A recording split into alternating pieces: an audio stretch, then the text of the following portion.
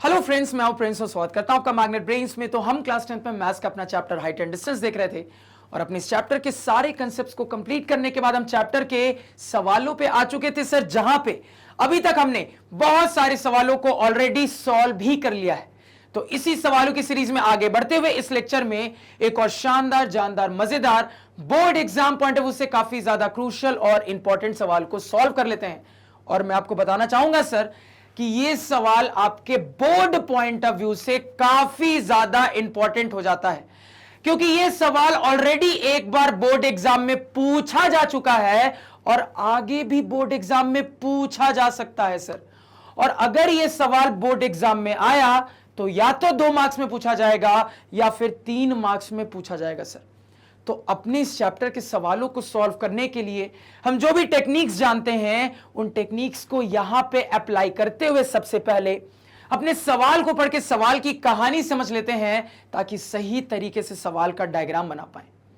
सवाल यहां पे कह रहा है sir, from the top of a building 60 metre high the angles of depression of the top and the bottom of a tower are observe to be 30 degree and 60 degree. Find the height of the tower. अब यहां पे सवाल की कहानी समझने की कोशिश करते हैं, बिल्कुल ध्यान से सुनिएगा। तो सवाल के अंदर कुल मिला के 2 चीजों पे चर्चा चल रही है सर, एक बिल्डिंग, एक टावर। अब देखो कैसी चर्चा चल रही है। तो हमें अपने कॉमन सेंस से ये बहुत अच्छे से पता है सर कि हमारा बिल्डिंग और टावर हवा में तो लटक नहीं रहा होगा सर, ये जमीन पे बना होगा।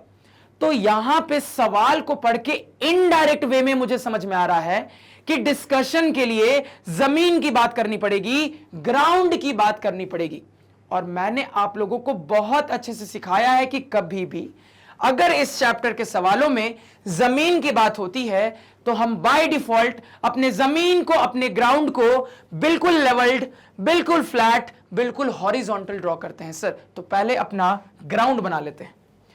तो यहां पे बड़ी ध्यान से सीधी लाइन खींचते हुए अपना ग्राउंड हमने बना लिया सर। ठीक है, एक बार में सीधी लाइन, क्या बात है। चलो ठीक है, बढ़िया है, आगे चलते हैं। अब ध्यान से सुनिएगा। अब अपने बिल्डिंग टावर की कहानी पे चलते हैं सर। तो अगेन हमें यह बहुत अच्छे से पता है सर कि हाइट एंड डिस्टेंस के सवाल एक्चुअली प्रैक्टिकल सिचुएशंस होते हैं सर। और प्रैक्टिकल सिचुएशंस की जो चीजें होती है वो होती है 3 डायमेंशनल, यानी कि उनके 3 डायमेंशन होते हैं सर। ये हमें बहुत अच्छे से पता है, यानी कि हमारे बिल्डिंग और टावर के भी 3 डायमेंशन होंगे। लेकिन इसके साथ साथ हमें यह भी पता है सर कि इस चैप्टर के सवालों में हमारे ऑब्जेक्ट्स के 3 डायमेंशन में से किसी एक डायमेंशन पर ही फोकस रहता है। और हम हमेशा अपने एनालिसिस के लिए अपने डायग्राम में उसी डायमेंशन को रिप्रेजेंट करते हैं जिस पे सवाल का फोकस रहता है।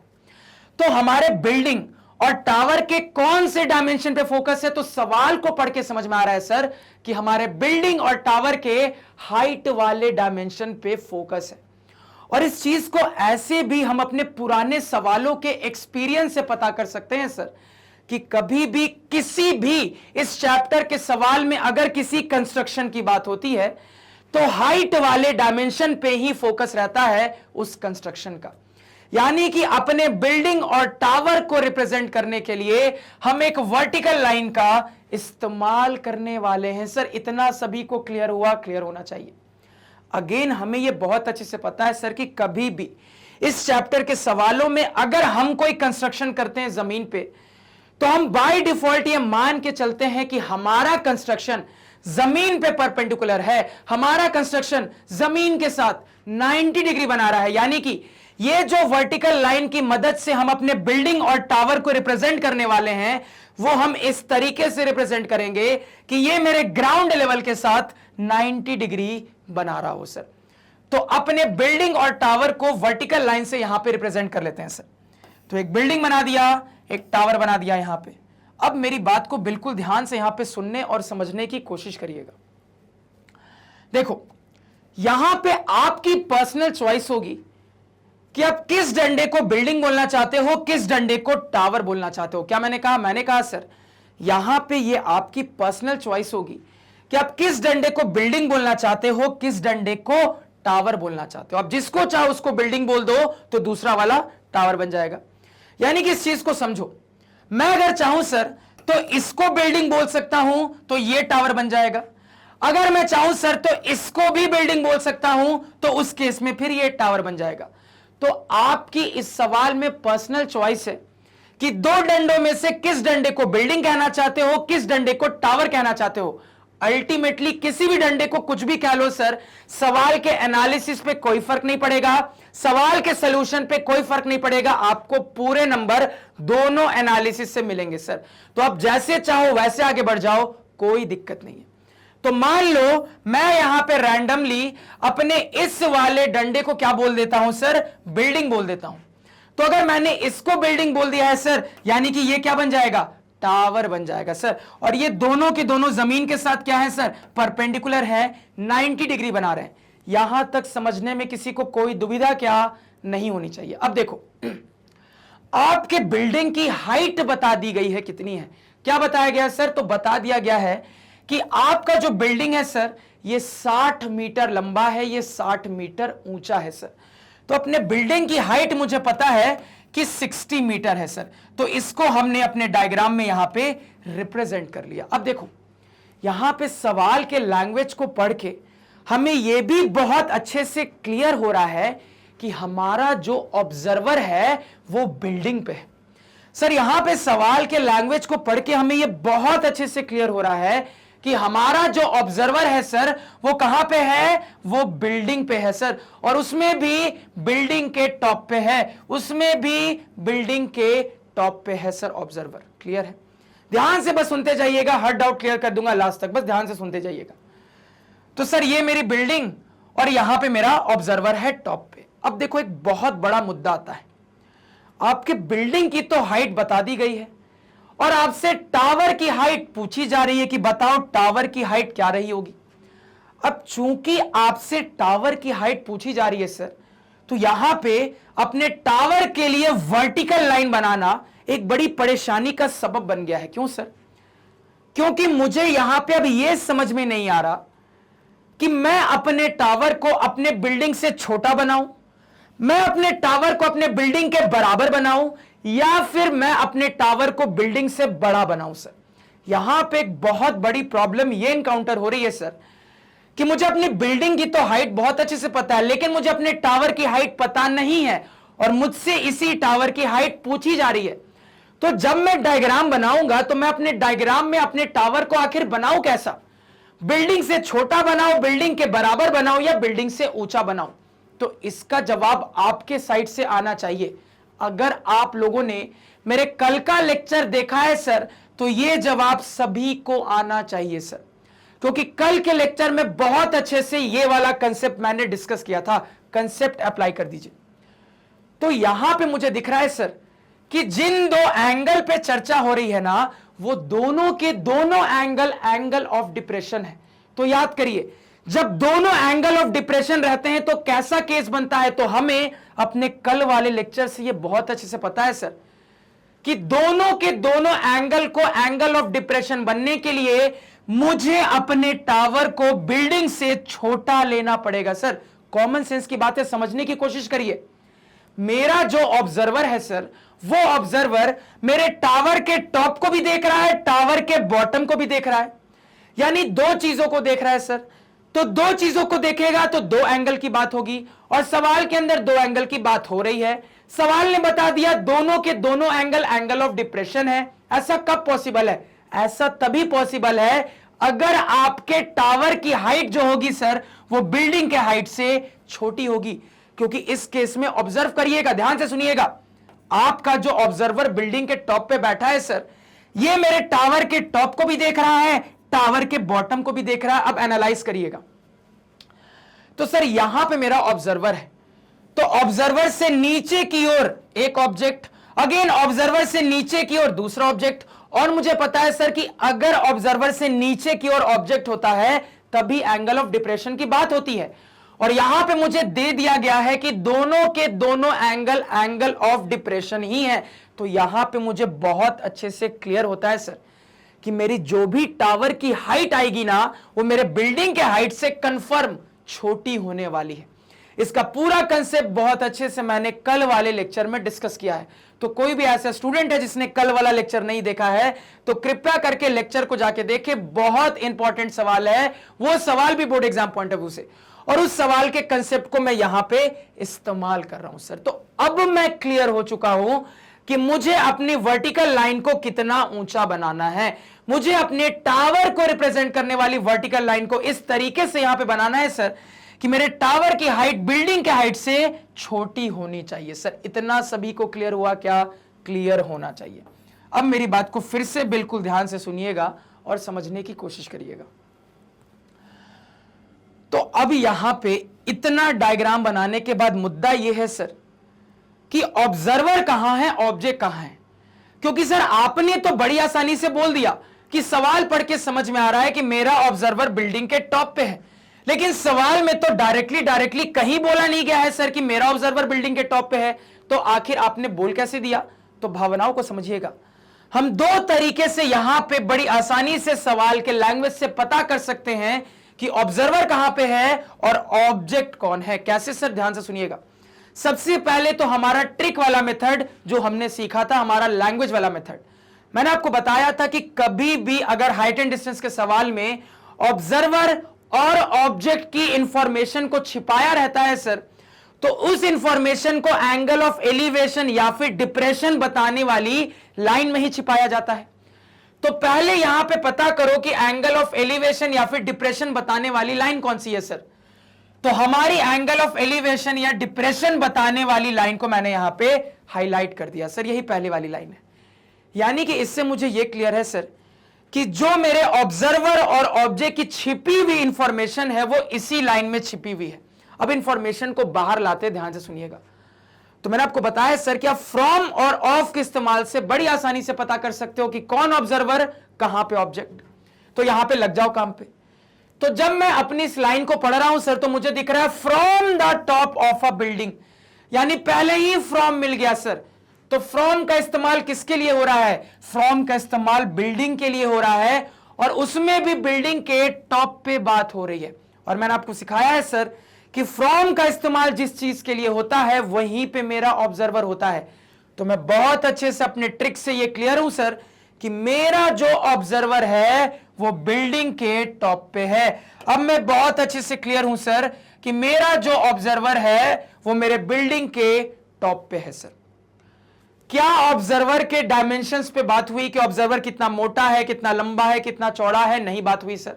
तो क्या करेंगे? यानी कि इस केस में अपने ऑब्जर्वर को एक पॉइंट की तरह ट्रीट करेंगे। तो समझिएगा बात को, आपके बिल्डिंग के टॉप पे ऑब्जर्वर है और ऑब्जर्वर एक पॉइंट की तरह ट्रीट हो रहा है। यानी कि सर मेरे बिल्डिंग के टॉप पे ये जो पॉइंट होगा सर, इसी पॉइंट से हम अपने ऑब्जर्वर को बड़ी आसानी से यहां पे रिप्रेजेंट कर देंगे। तो ऑब्जर्वर की कहानी तो क्लियर हो गई। अब देखो यहीं से कॉमन सेंस से क्लियर है कि अगर यहां पे ऑब्जर्वर है, यानी कि ये जो मेरा टावर का टॉप और बॉटम है सर, यही ऑब्जेक्ट का काम कर रहा होगा। ये मुझे इनडायरेक्ट तरीके से क्लियर है। और आप चाहो तो लैंग्वेज से भी क्लियर कर सकते हो सर। लैंग्वेज से कैसे क्लियर करेंगे? ऑफ को ढूंढो सर। यहां पे ऑफ को ढूंढते ध्यान दीजिएगा। तो from the top of a building 60 metre high the angle of depression. अब देखो मैंने आपको सिखाया है सर कि angle of elevation, angle of depression वाला ऑफ मेरे काम का ऑफ नहीं होता है, दूसरा ऑफ ढूंढो। तो the angle of depression of the top and the bottom of a tower.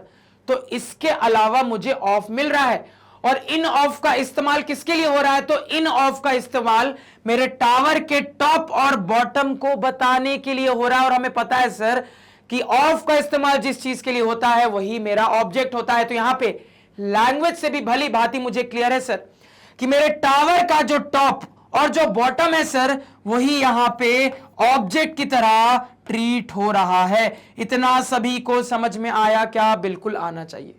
तो ट्रिक से पता कर लिया। अब देखो यहां पे सवाल इस तरीके से लिखा गया है ना कि आप लैंग्वेज से भी पता कर सकते हो कि ऑब्जर्वर कहां पे है और ऑब्जेक्ट कौन होगा। देखो लैंग्वेज से पता करते, ध्यान से सुनना।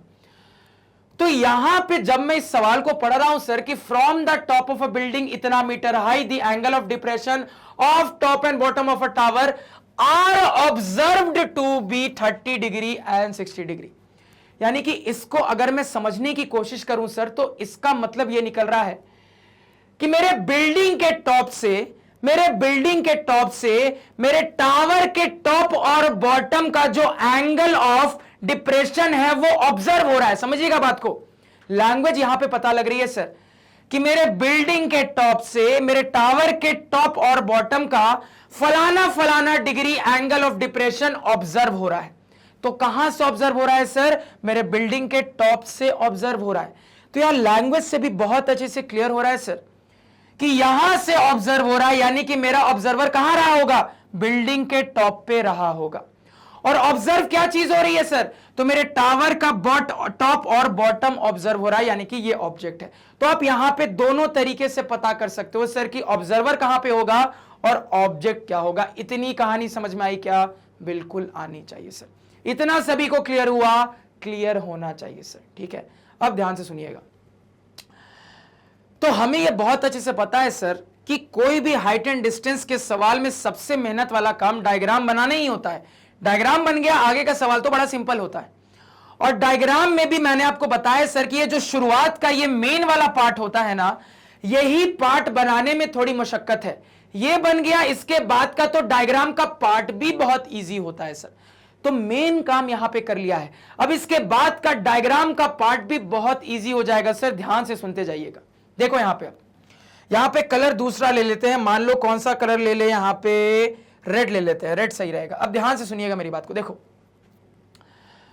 तो अब अपने एंगल पे चर्चा स्टार्ट करते हैं सर।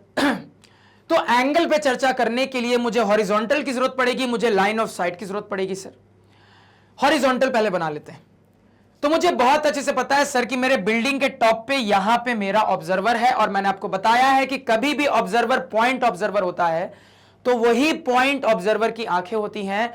आंखों से सीधा देख लेगा, आपका हॉरिजॉन्टल बन जाएगा सर। हॉरिजॉन्टल बना लेते हैं।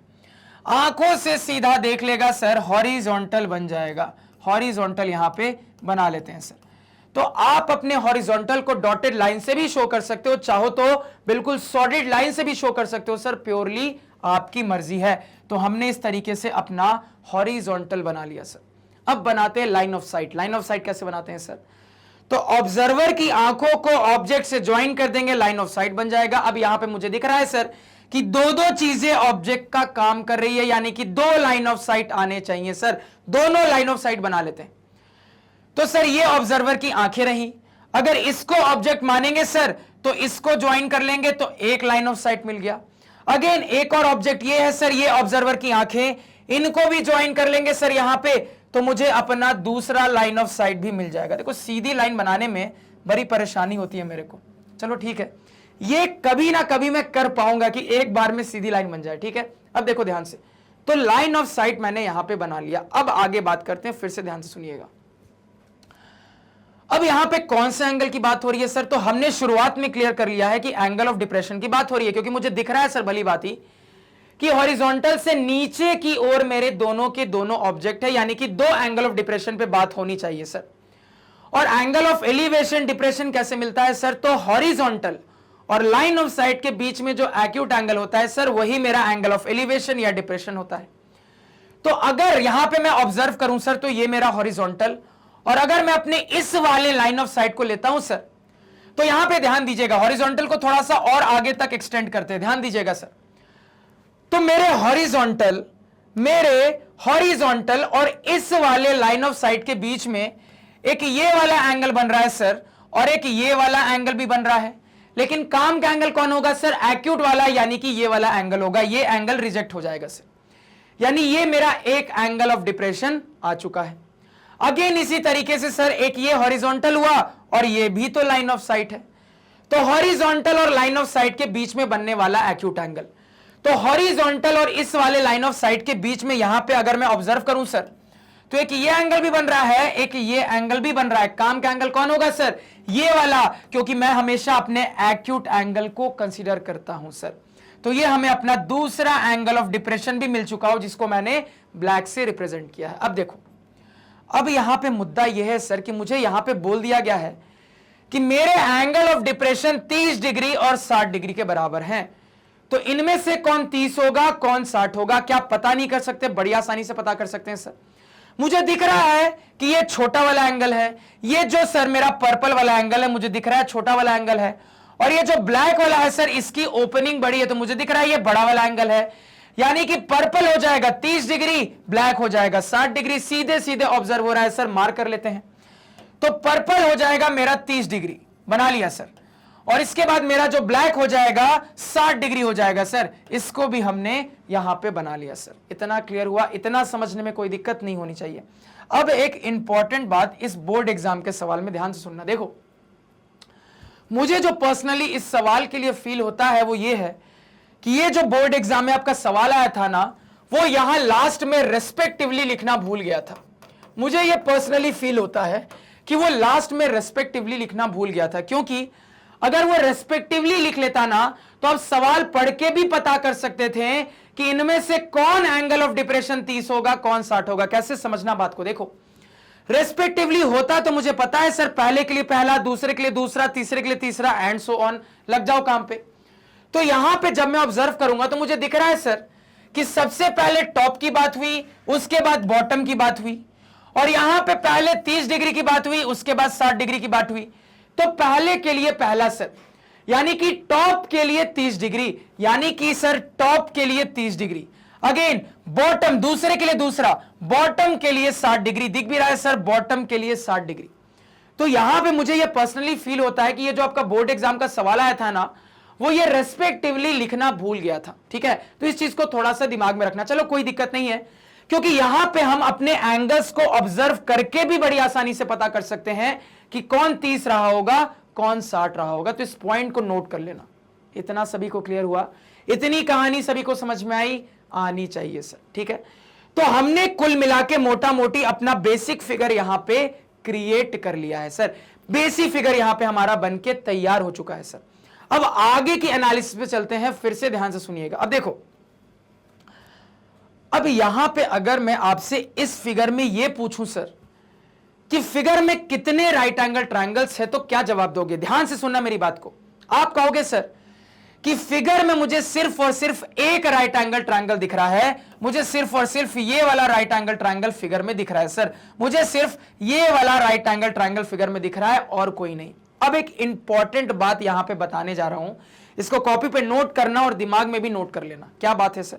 देखो, तुमने इतने सारे सवाल बना लिए ना कि अब आपको कुछ दिखना चाहिए। क्या दिखना चाहिए? आपको यह दिखना चाहिए सर कि सवाल के फिगर में जितने लाइन ऑफ साइट बन के आते हैं ना, उतने राइट एंगल ट्रायंगल दिखते हैं।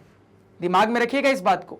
अभी तक तुमने बहुत सवाल बनाए हैं, इन सवालों में आपको कुछ इंटरेस्टिंग ऑब्जर्व होना चाहिए। इंटरेस्टिंग यह ऑब्जर्व होना चाहिए कि जितने लाइन ऑफ साइट सवाल में बनते हैं सर, उतने ही राइट एंगल ट्रायंगल आते हैं सर। अब अगर मैं इस कंसेप्ट को यहां पे अप्लाई करूं सर, तो लाइन ऑफ साइट तो 2 है, तो राइट एंगल ट्रायंगल भी 2 मिलने चाहिए थे सर, लेकिन दिख तो एक ही रहा है। यानी कि सर इस वाले लाइन ऑफ साइट से मिलने वाला राइट एंगल ट्रायंगल तो मुझे दिख रहा है, लेकिन इस वाले लाइन ऑफ साइट से बनने वाला राइट एंगल ट्रायंगल मुझे नहीं दिख रहा है सर। तो यहां पे मुझे एक अंदाजा मिलता है कि मुझे यहां पे अपना दूसरा वाला राइट एंगल ट्रायंगल लाना पड़ेगा सर, फोर्सफुली। क्योंकि अपने कॉमन सेंस से, अपने पुराने सवालों के एक्सपीरियंस से पता है कि जितने लाइन ऑफ साइट उतने राइट एंगल ट्रायंगल मिलते हैं, तब जाके मेरी एनालिसिस कंप्लीट हो पाती है सर। तो इस लाइन ऑफ साइट से राइट एंगल ट्रायंगल कैसे मिलेगा? बड़ा सिंपल है सर। यहां से अगर मैं रैंडमली एक और हॉरिजॉन्टल बना लेता हूं सर, तो अब जाके मुझे अपना दूसरा वाला राइट एंगल ट्रायंगल भी दिखने लगा, जो कि इस लाइन ऑफ साइट से बन रहा होगा। और ऑब्वियस सी बात है सर, अगर ये हॉरिजॉन्टल है तो यहां पे 90 डिग्री बन रहा होगा सर। इतना क्लियर हुआ? तो ये एक इंटरेस्टिंग बात थी जो कि आपको यहां पे फिगर में ऑब्जर्व करनी थी, कि सीधे सीधे आपको फिगर में 2 राइट एंगल ट्रायंगल ऑब्जर्व नहीं हुए, आपको अपना कॉमन सेंस लगाना पड़ा, अपने कंसेप्ट का इस्तेमाल करना पड़ा, तब जाके आपको पता चला कि हां भैया, जितने लाइन ऑफ साइट उतने राइट एंगल ट्रायंगल होने चाहिए। तो यहां पे 2 राइट एंगल ट्रायंगल होने चाहिए थे, एक तो दिख रहा था, दूसरा नहीं दिख रहा था। तो दूसरा हमने यहां पे फोर्सफुली बनाया, क्योंकि मुझे पता है सर एनालिसिस के लिए 2 की जरूरत पड़ने वाली है सर। इतना क्लियर हुआ? इतनी कहानी सभी को समझ में आई क्या? बिल्कुल आनी चाहिए। अब यहां पे थोड़ा सा भावनाओं को समझिएगा। आपको कैलकुलेट क्या करना है सर, तो आपको अपने टावर की हाइट को ही कैलकुलेट करना है। तो मान लो मैं अपने टावर की हाइट को h मान लेता हूं सर, मान लो अपने टावर के हाइट को मैं कुछ h मान लेता हूं, इसी h को मुझे कैलकुलेट करना है। अब ध्यान से बिल्कुल मेरी बात को सुनिएगा, देखो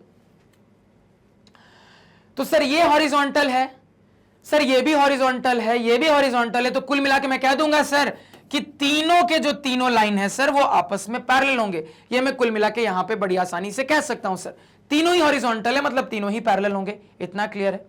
अब एक और चीज मुझे यहां पे ये दिख रही है सर कि एक लाइन पे दो वर्टिकल लाइनें परपेंडिकुलर है, यानी कि सर ये वर्टिकल लाइनें भी तो आपस में पैरेलल होनी चाहिए सर। अब जैसे ही आपको ये दिख रहा है तो अब देखो आपको क्या इंटरेस्टिंग यहां पे दिखना चाहिए, ध्यान से सुनना। तो अब आपको यहां पे इंटरेस्टिंग ये दिखना चाहिए सर कि ये जो मुझे क्वाड्रिलैटरल मिल रहा है ना, ये जो मुझे क्वाड्रिलैटरल मिल रहा है ना सर, ये एक पैरेललोग्राम साबित हो जा रहा है, क्योंकि ये एक ऐसा क्वाड्रिलैटरल है जिसके अपोजिट साइड्स क्या है सर, आपस में पैरेलल है, और ये एक पैरेललोग्राम की प्रॉपर्टी होती है। अब जैसे ही इसको मैंने पैरेललोग्राम साबित कर लिया सर, तो अब मैं पैरेललोग्राम की बहुत सारी प्रॉपर्टीज का इस्तेमाल कर सकता हूं। तो सबसे फेमस पैरेललोग्राम की प्रॉपर्टी होती है कि opposite sides are parallel and equal. तो भावनाओं को समझिएगा, तो अगर मैं यहां पे अपोजिट साइड्स आर इक्वल के कंसेप्ट को इस्तेमाल करता हूं सर, तो ये इसके बराबर हो जाएगा, यानी इसका सीधा मतलब ये निकलता है सर कि अगर मैंने इसको h माना है तो ये भी इतनी दूर h ही हो जाएगा ना, ये भी इतनी दूर h ही तो हो जाएगा सर। इतना क्लियर है। तो अगर ऐसा है सर तो समझिएगा ये पूरा 60 मीटर इतनी दूर h हो गया, तो ये जो बचा रह गया ये कितना हो गया, ये हो गया सर 60 माइनस h मीटर। क्या हो गया सर, इतनी दूर ये 60 माइनस h मीटर। ये समझने में कोई दिक्कत क्या नहीं होनी चाहिए। अगेन चूंकि ये पैरेललोग्राम है तो मैं यहां पे ये भी बोल दूंगा सर कि ये जो लेंथ होगी ना वो इसके बराबर होगी। अगेन ये चीज भी मुझे यहां पे दिमाग में रखनी है सर कि अपोजिट साइड्स ये भी तो इक्वल होंगे, यानी ये जो लेंथ होगी सर ये इसके बराबर होगी। इतना समझने में किसी को कोई दिक्कत क्या नहीं होनी चाहिए। फटाफट पहले इतना नोट डाउन करो। तो इतनी कहानी सभी को क्लियर है, क्लियर होनी चाहिए सर। अब देखो फिगर में यहां पे चीजों को एक्सप्लेन करने के लिए चीजें मुझे मिटानी पड़ती है, इसी वजह से फिगर ऑलरेडी आपके सामने मैंने बना के रखा था। तो अब अपने ओरिजिनल फिगर पे चलते हैं, ध्यान से सुनिएगा और समझने की कोशिश करिएगा। देखो तो ओरिजिनल फिगर जाने से पहले एक और बात यहां पे देख लो और ध्यान से ऑब्जर्व करो कि आपको पता है सर कि एंगल ऑफ डिप्रेशन वाले सवालों में आपको अपने इन एंगल्स की मदद से ट्रायंगल के अंदर वाले एंगल पे पहुंचना होता है, जिसपे आप दो तरीके से पहुंच सकते हो। तरीका नंबर 1 पैरेलल लाइन का तरीका, और आपका जो तरीका नंबर 2 होता है सर उसमें आप 90 डिग्री वाले एंगल का इस्तेमाल कर लेते हो। यानी कि अगर मैं अपने पैरेलल लाइन का कंसेप्ट यूज करूं तो समझिएगा बात को, सर ये लाइन इसके पैरेलल है, ये इसके पैरेलल, ये ट्रांसवर्सल की तरह बिहेव कर रहा है, यानी कि सर ये एंगल जो होगा ये इसके बराबर हो जाएगा। क्यों, alternate interior angles are equal, यानी ये भी 60 डिग्री हो गया। अगेन समझिएगा ये लाइन इसके पैरेलल है और ये ट्रांसवर्सल की तरह बिहेव कर रहा है सर, यानी कि यहां पे कह दूंगा कि ये जो एंगल होगा ये इसके बराबर होगा। क्यों sir, alternate interior angles are equal, तो ये कितना हो जाएगा, 30 डिग्री हो जाएगा। अब जाके फुल एंड फाइनल तरीके से आपका डायग्राम होता है कंप्लीट। तो एग्जाम में आपको बिल्कुल ऐसे ही डायग्राम बनाना है जैसे मैंने बनाया है सर, ठीक है। अब चलते हैं बुक के डायग्राम पे, ध्यान से देखिएगा। तो ये रहा सर हमारा बुक का डायग्राम, कुल मिला के ऐसा ही है। लेकिन देखो बुक के डायग्राम में गड़बड़ ये है कि ये वाला पोर्शन दिखाया नहीं गया है, और ये वाला पोर्शन नहीं दिखाओगे तो नंबर कट जाएंगे। इसी वजह से बोल रहा था कि आपको ऐसा ही डायग्राम बनाना है। कुल मिला के डायग्राम सेम ही टाइप का है, लेकिन ये वाला पोर्शन दिखाना बहुत जरूरी है, वरना आपके नंबर कट जाएंगे सर सवाल में। इतना सभी को क्लियर हुआ। तो अब अपनी पूरी एनालिसिस यहां पे देखते हैं, ध्यान से सुनिएगा। तो अपने इस डायग्राम को रब कर लेते हैं, क्योंकि इसकी कहानी सर हम समझ चुके हैं यहां पे, और यहां पे इसको भी थोड़ा सा हाइड कर लेते हैं, इसके बारे में आगे जाके चर्चा करेंगे सर, ठीक है। अब यहां पे अपने 30% काम पे आ जाते हैं, ध्यान से सुनिएगा। तो अब अपने 30% काम की कहानी शुरू करते हैं सर। तो अगर मैं आपसे पूछूं कि पहली नजर में फिगर में क्या क्या ऑब्जर्व हो रहा है, तो क्या जवाब दोगे? आप कहोगे सर पहली नजर में दो बातें दिख रही है। बात नंबर 1, कंबाइंड वे में दो राइट एंगल ट्रायंगल्स मुझे दिख रहे हैं सर। एक ये वाला राइट एंगल ट्रायंगल, एक ये पिंक वाला राइट एंगल ट्रायंगल मुझे अपने फिगर में दिख रहा है सर। और इसके अलावा ये रेड वाला राइट एंगल ट्रायंगल भी मुझे अपने फिगर में दिख रहा है, यानी कुल मिला के कंबाइंड वे में दो राइट एंगल ट्रायंगल मुझे अपने फिगर में यहां पे ऑब्जर्व हो रहे हैं सर। और यहां पे पहली नजर में दूसरी बात मुझे यह ऑब्जर्व हो रही है सर कि मेरे इस फिगर में साइड और एंगल के टर्म में बहुत सारा डेटा भी गिवन है सर, यह भी मुझे यहां पे ऑब्जर्व हो रहा है। तो अगर मैं आपसे पूछूं कि मैथ्स का वो कौन सा कंसेप्ट होता है जो कि एक राइट एंगल ट्रायंगल के लिए साइड और एंगल के टर्म में एक साथ बात करता है, तो क्या जवाब दोगे? आप कहोगे सर ट्रिगो का कंसेप्ट होता है। तो आपको समझ में आ चुका है ट्रिग्नोमेट्री यूज करना। आप ट्रिग्नोमेट्री में 6 टी रेशियोज होते हैं, यहां पे कौन से इस्तेमाल होंगे सर? तो इसका भी कंसेप्ट जानते हैं। कंसेप्ट ये कहता है कि आप ये देखते हो कि आपके राइट एंगल ट्रायंगल में कौन से साइड्स पे चर्चा चल रही है, यानी कि आप ऑब्जर्व करते हो कि आपके राइट एंगल ट्रायंगल में कौन से साइड का डेटा गिवन है, कौन से साइड का डेटा निकालना है। दोनों डेटा को कंबाइन कर लेते हो, आपको ऑटोमेटिकली पता चल जाता है कौन से टी रेशियो को सेलेक्ट करना पड़ेगा सर। तो यहां पे अगर मैं बारी बारी से इस कंसेप्ट को अप्लाई करूं तो ध्यान दीजिएगा। सबसे पहले चलते हैं अपने इस छोटे वाले रेड वाले राइट एंगल ट्रायंगल में। तो इस ट्रायंगल के लिए ये मेरे काम का एंगल सर, यानी कि इसके सामने वाला ये परपेंडिकुलर हो जाएगा, ये मेरा बेस हो जाएगा और ये मेरा हाइपोटेनियस हो जाएगा। तो सर रेड वाले राइट एंगल ट्रायंगल के लिए कौन से साइड्स पे आपको चर्चा दिख रही है? तो आप कहोगे सर परपेंडिकुलर पे चर्चा मिल रही है सर। रेड वाले ट्रायंगल के लिए परपेंडिकुलर पे चर्चा मिल रही है, लेकिन इसके अलावा किसी चीज पे चर्चा नहीं मिल रही है। अटक गए सर, इस ट्रायंगल के लिए तो नहीं पता लगा कौन सा टी रेशियो इस्तेमाल होगा। चलो कोई नहीं, दूसरे को देखते हैं। अब चलते हैं सर अपने पिंक वाले राइट एंगल ट्रायंगल में। तो फिर से ध्यान से सुनिएगा। तो अब अगर मैं अपने पिंक वाले राइट एंगल ट्रायंगल की बात करूं तो यहां पे अगर इसी कंसेप्ट को अप्लाई कर दूं सर, तो एंगल के सामने वाला ये परपेंडिकुलर का काम कर रहा है, ये पूरा बेस का काम करेगा, ये पूरा हाइपोटेनियस का काम करेगा सर। तो बड़े वाले राइट एंगल ट्रायंगल के लिए कौन से साइड्स पे चर्चा मिल रही है? तो कहोगे सर बड़े वाले राइट एंगल ट्रायंगल के लिए भी मुझे दिख रहा है कि सिर्फ और सिर्फ परपेंडिकुलर पे चर्चा मिल रही है। दूसरा वाला किस पे चर्चा मिल रही है मुझे दिख ही नहीं रहा है सर। यहां पे भी अटक गए, यानी दोनों ट्रायंगल के लिए समझ में नहीं आ रहा है कि कौन सा टी रेशियो अप्लाई होगा, क्योंकि एक पी तो दोनों के लिए मिल जा रहा है, इसके अलावा कुछ मिले तब तो जाके पता चले कि कौन सा टी रेशियो इस्तेमाल करना है। अब देखो क्या दिमाग लगाएंगे।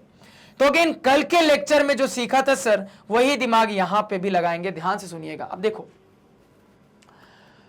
तो कल के लेक्चर में हमने ये ऑब्जर्व किया था सर कि कल के दो ट्रायंगल्स में भी यही प्रॉब्लम हो रही थी, लेकिन फायदा यह मिला कि कल वाले लेक्चर में जो डायग्राम के ट्रायंगल्स थे उनमें कॉमन साइड था।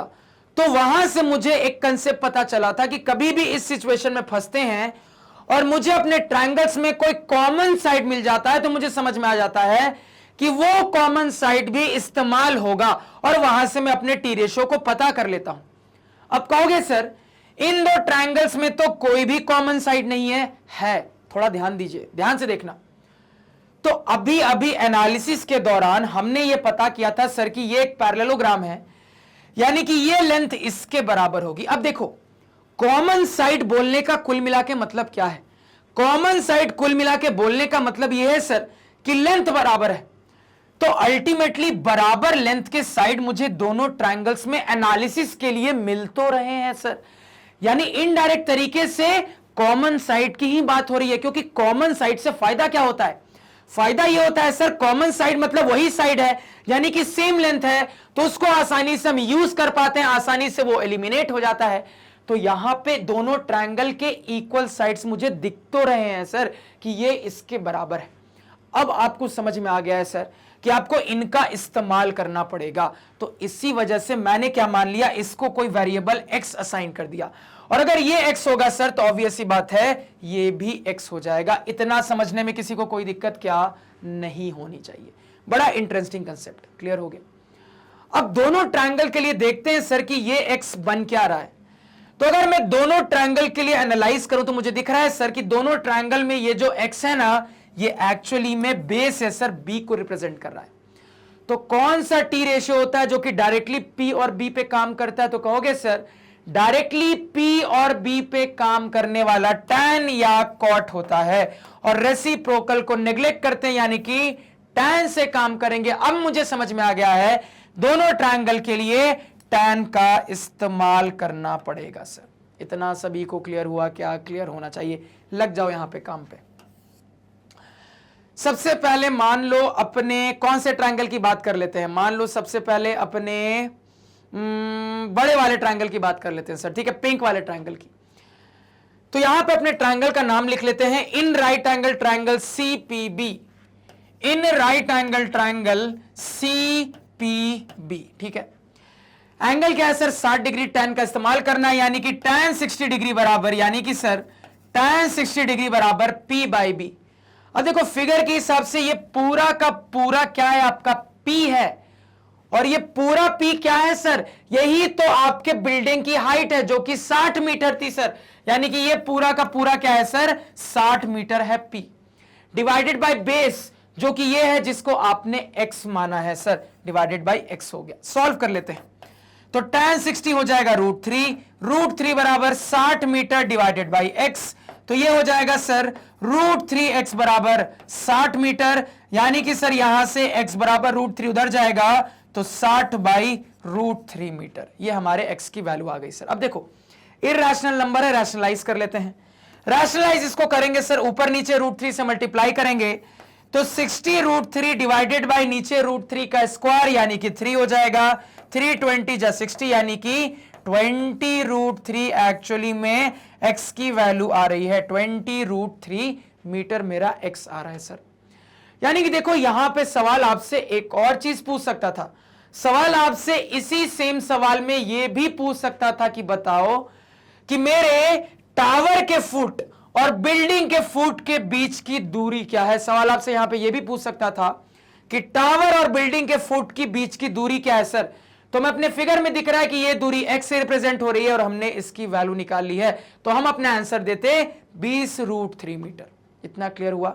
तो x निकाल लिया है सर। अब किस पे चलते हैं? अपने छोटे वाले राइट एंगल ट्रायंगल पे चलते हैं, ध्यान से सुनिएगा। तो छोटे वाले का नाम लिख लेते हैं in right angle triangle DEB, in right angle triangle DEB। अब देखो इसके लिए टारगेट एंगल क्या है सर? हमारा 30 डिग्री, यानी कि tan के साथ इस्तेमाल कर देंगे, tan 30 डिग्री बराबर क्या हो जाएगा? P/B। अब देखो फिगर के हिसाब से ये मेरा P है 60 माइनस h, ये फिगर के हिसाब से मेरा P है, डिवाइडेड बाय B, बेस क्या है फिगर के हिसाब से? ये है x निकाल चुके हो, कितना आया था सर? 20 √3, सीधे पुट कर दीजिए यहां पे 20 √3 मीटर। क्लियर हो गया सर यहां पे? अब आगे मेरी बात को ध्यान से सुनिएगा।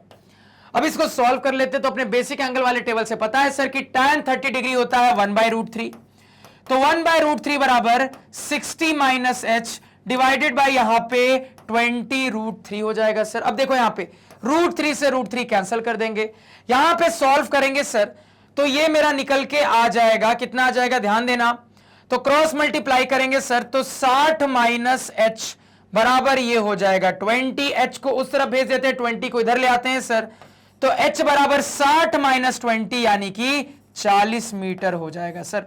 तो मेरे h की वैल्यू आ चुकी है, मेरे टावर की हाइट आ चुकी है, कितना है सर? 40 मीटर है मेरे टावर की हाइट। फटाफट चीजों को नोट डाउन करो।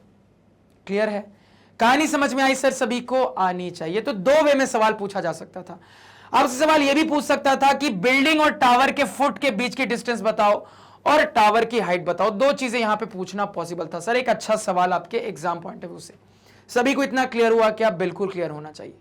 तो ये हमारा लिखने का अप्रोच होने वाला है अगर 2 नंबर 3 नंबर में सवाल आता। अब देखो इसी सवाल में थोड़ा सा ट्विस्ट ऑन टर्न करके चीजों को समझते, ध्यान से सुनना, ठीक है। देखो मैंने आपको कई बार बोला है कि कॉम्पिटिशन्स में जो 1 नंबर वाले ऑब्जेक्टिव सवाल होते हैं या फिर कई बार बोर्ड एग्जाम में जो 1 नंबर वाले ऑब्जेक्टिव सवाल होते हैं ना, वो आपके कंसेप्ट के नॉलेज को भी चेक करते हैं। कोई जरूरी नहीं है कि सवाल बनाना आपको आता है कि नहीं आता, वही चेक करेंगे। कई बार वो आपके कंसेप्ट के नॉलेज को चेक करते हैं, जिसके लिए आपको पेन भी उठाने की जरूरत नहीं है। कैसे समझाता हूं, ध्यान से सुनना। जैसे मान लो इसी सवाल को MCQ में आपके किसी कंपटीशन या बोर्ड एग्जाम में दे दिया, टावर की हाइट ही पूछी जा रही है और आपके ऑप्शंस उसने इस प्रकार रखे, ध्यान से सुनिएगा।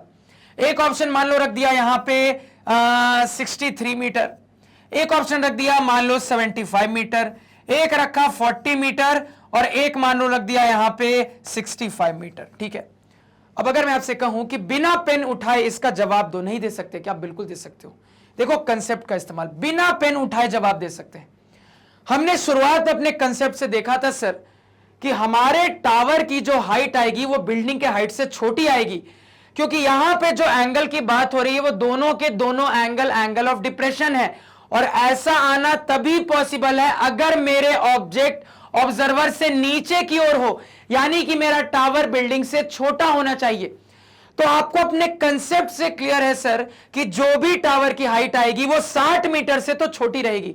इनमें से 60 मीटर से छोटा आंसर आपको क्या मिल रहा है? ना ही ये ना ही ये मेरा 60 मीटर से छोटा इकलौता आंसर है। तो इस तरीके से एग्जाम में कई बार आपके कंसेप्ट की नॉलेज चेक होती है और सवाल बनाने के लिए पेन भी उठाने की जरूरत नहीं है, बस अपने कंसेप्ट को थोड़ा सा दिमाग लगा लोगे, आंसर आ जाएगा। और यहीं पे दूसरे स्टूडेंट्स रहेंगे तो क्या करेंगे? पूरी मेहनत करेंगे तब जाके आंसर निकालेंगे 40 मीटर सर। हां, अगर मान लो दो ऑप्शन 60 मीटर से छोटे दे देते हैं, मान लो जैसे एक 40 दिया, एक और 45 दे देता, तब तुम दो ऑप्शन में कंफ्यूज रहते, तब तुमको सॉल्व करके देखना पड़ता, तब जाके आप अपने सही जवाब पे पहुंच पाते। तो इसको भी नोट कर लेना। क्लियर है? अब एक इंटरेस्टिंग चीज आपको बताने वाला हूं, कॉम्पिटिशन्स के लिए काफी काम आएगी। ध्यान से सुनिएगा इंटरेस्टिंग चीज कि देखो मैथ हम जो पढ़ते हैं ना वो कितना ज्यादा इस्तेमाल होता है, कहीं पे भी इस्तेमाल हो जाता है। ध्यान से सुनना। मान लो कोई कंपटीशन का पेपर दे रहे हो, बिल्कुल ध्यान से मेरी बात को सुनना। मान लो किसी कंपटीशन का पेपर दे रहे हो और उसका हर सवाल 1 मार्क्स का है, यानी कि तुमने सही कर दिया तुमको 1 मार्क्स मिल जाएंगे। लेकिन मान लो नेगेटिव मार्किंग भी है, और नेगेटिव मार्किंग इस तरीके से है कि अगर आपने किसी एक सवाल को गलत कर दिया तो आपके 1/4 मार्क्स कट जाएंगे। ठीक है, समझिएगा बात को। सही किया तो 1 नंबर मिलेंगे, गलत कर दिया तो 1/4 मार्क्स आपके कट जाएंगे ओवरऑल। ठीक है, इसी टाइप का कंपटीशन का पेपर होता है। अब देखो एक इंटरेस्टिंग चीज यहां पे सिखाता हूं, ध्यान से सुनना।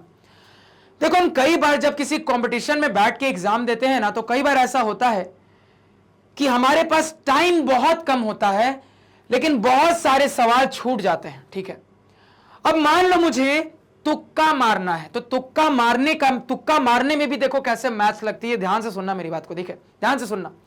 मान लो तुम्हारे पास 2 मिनट है, ध्यान से समझना बात को। मान लो तुम्हारे पास 2 मिनट है, 10 सवाल बचे हुए हैं ऑब्जेक्टिव टाइप के। अब आपको पता है सर कि मुझे इन 10 सवालों को अटेम्प्ट लेना पड़ेगा, मुझे तुक्का मारने की जरूरत है। और आपको यह भी पता है सर कि 4 ऑप्शन है हर सवाल के, कोई एक सही है। अब देखो सिचुएशन कुछ ऐसी है कि 10 सवाल के लिए आप 2-2 ऑप्शन में कंफ्यूज हो, 2-2 ऑप्शन में, यानी 4 में से 2 ऑप्शन आपने एलिमिनेट कर दिए हैं, आप 2-2 ऑप्शन में कंफ्यूज हो, कौन सही होगा कौन गलत होगा। अब आपके पास सोचने का इतना टाइम नहीं है, तो देखो कैसे दिमाग लगाएंगे, ध्यान से सुनना। देखो आप ये श्योर हो कि 2 में से कोई एक सही होगा, यानी कि आप जिन भी ऑप्शंस में कंफ्यूज हो सर, उन ऑप्शंस के सही होने के 50-50 चांसेस है सर। अगर आप ये श्योर हो कि A B C D 4 option में से कोई 2 ऑप्शन सही है सर, उन्हीं 2 पे डाउट है, यानी कि उन्हीं 2 के सही होने के 50-50 चांसेस है सर, यानी कि 1/2 प्रोबेबिलिटी है कि दोनों में से कोई एक सही होगा। अब देखो कैसे यहां पे एक मैथ्स के कंसेप्ट से हम तुक्का मारेंगे, ध्यान से सुनना। ठीक है, अब आप 10 के 10 सवाल में मान लो 2 ऑप्शन में कंफ्यूज हो, ठीक है, और हर ऑप्शन के सही होने के 50% चांस है, क्योंकि आपको पता है सर कि दोनों में कोई एक ही सही होगा। आप श्योर हो कि 2 ऑप्शन में से कोई एक ही सही होगा, यानी किसी भी ऑप्शन के सही होने के 50% चांस है। अब देखो कैसे दिमाग लगाते हैं, ध्यान से सुनना। देखो तो आप क्या करो सर, आप जिन 2 ऑप्शंस में कंफ्यूज हो ना, उसमें से रैंडमली हर सवाल में एक एक को मार दो, मार के आ जाओ सर। ठीक है, तो आपने क्या किया, 10 सवाल में तुक्के मार दिए, समझना बात को, 10 सवाल में तुक्के मार दिए। अब देखो अगर मैं मैथ्स के प्रोबेबिलिटी के कंसेप्ट से बात करूं ना, तो 10 में से 5 सवाल, 5 तुक्के आपके सही होंगे, 5 गलत होंगे, क्योंकि आप 2-2 ऑप्शंस में कंफ्यूज थे, हर ऑप्शन के सही होने के 50-50 चांसेस हैं। तो यहां से ओवरऑल अगर मैं मैथ्स में थोड़ा सा प्रोबेबिलिटी इस्तेमाल कर लूं तो मैं ये बोल दूंगा कि मेरे 50% तुक्के के सही होने के चांसेस है, 50% तुक्के के गलत होने के चांसेस है। यानी कि मैथ्स बोलता है कि आपने जो 10 तुक्के मारे हैं, इन 10 में से 5 सही हो जाने चाहिए। ठीक है, और 5 सही हो जाने का मतलब है कि हर एक सवाल 1 मार्क्स का है, 5 सही हो जाएंगे तो 5 मार्क्स मिल जाएंगे। अब देखो इसका यह भी मतलब है कि 5 गलत हो जाएंगे, 5 गलत होने का मतलब है कि हर एक गलती पे 1/4 नंबर गया, तो 5 की गलती पे 5/4 नंबर गए, यानी कुल मिला के आप कह सकते हो सर कि 1 पॉइंट समथिंग मार्क्स आपका कट जाएगा। अब देखना ओवरऑल यहां पर अगर मैं देखूं तो 5 मार्क्स में 1 पॉइंट समथिंग मार्क्स कट जाएगा, यानी नियर अबाउट 3.8 या 9 के आसपास आपको ओवरऑल मार्क्स आ गए। तो दिख रहा है तुक्का मारने पे भी आपने यहां पे ऑलमोस्ट 4 मार्क्स को स्कोर कर लिया। लेकिन ये तुक्का फायदेमंद कब था? ये तुक्का मारना फायदेमंद तब था जब दो ऑप्शन में कंफ्यूज थे। ऐसा नहीं होना चाहिए कि 4 ऑप्शन में कंफ्यूज थे। तो याद रखिएगा, ये लास्ट में जो मैंने आपको एग्जांपल दिया ये समझाने के लिए दिया कि जो मैथ्स पढ़ते हो ना उसको थोड़ा सा दिमाग लगाओगे ना तो रियल लाइफ में भी इस्तेमाल होता है, बहुत ही धांसू तरीके से इस्तेमाल होता है। और मैंने आपको यहां पे इस्तेमाल करके मैथमेटिकली दिखाया कि यहां पे तुक्का मारना आपके लिए फायदेमंद है। नेगेटिव मार्किंग के बावजूद इस केस में तुक्का मारना आपके लिए फायदेमंद है, क्योंकि ओवरऑल ये चांसेस है कि आप कुछ एक्स्ट्रा स्कोर कर जाओगे और आपके एग्जाम क्वालिफाई करने के चांसेस बढ़ जाएंगे सर। तो ये छोटी छोटी चीजें ना आप लोग भी मैथ्स के कंसेप्ट के लिए सोचा करो। और मैंने आपको कई बार बोला है कि प्रोबेबिलिटी एक बहुत इंपॉर्टेंट चैप्टर, उसको बड़े ध्यान से पढ़िएगा क्योंकि कई जगह इस्तेमाल होता है। तो कहानी समझ में आई सभी को आनी चाहिए सर। तो बहुत सारी अच्छी चीजें हमने इस लेक्चर में सीखी, तो मैं उम्मीद करूंगा कि जो भी आपको पढ़ाया वो क्लियर है, कहीं पे कोई डाउट नहीं है। इन केस कहीं पे कोई भी डाउट होता है तो मेरे इस लेक्चर को उस पॉइंट पे दोबारा से देखें, आपका डाउट अपने आप क्लियर हो जाएगा। अगर इन केस आपका डाउट अभी भी क्लियर नहीं होता तो कमेंट सेक्शन में जरूर बताएं। तो आज के पढ़ाए हुए नोट्स आप हमारे ऑफिशियल वेबसाइट magnetbrains.com से डाउनलोड कर सकते हैं, जिसका लिंक वीडियो के डिस्क्रिप्शन में है। magnetbrains.com पे आपको क्लास 4 से लेकर 12 तक सारे सब्जेक्ट्स और कोर्सेज मिल जाते हैं, वो भी सिस्टमैटिक ऑर्डर में अरेंज्ड। मैग्नेट ब्रेन्स दूसरे चैनलों जैसा नहीं है जहां पे शुरुआत का थोड़ा सा कंटेंट फ्री में देके ललचाया जाता है, बाकी के कंटेंट के लिए पैसे मांगे जाते हैं। यहां पे पूरा का पूरा क्वालिटी कंटेंट क्वालिटी टीचर्स के द्वारा पहले भी फ्री था, अभी भी फ्री है, आगे भी रहेगा। इसी नोट के साथ लेक्चर को एंड करते हैं सर। Thank you.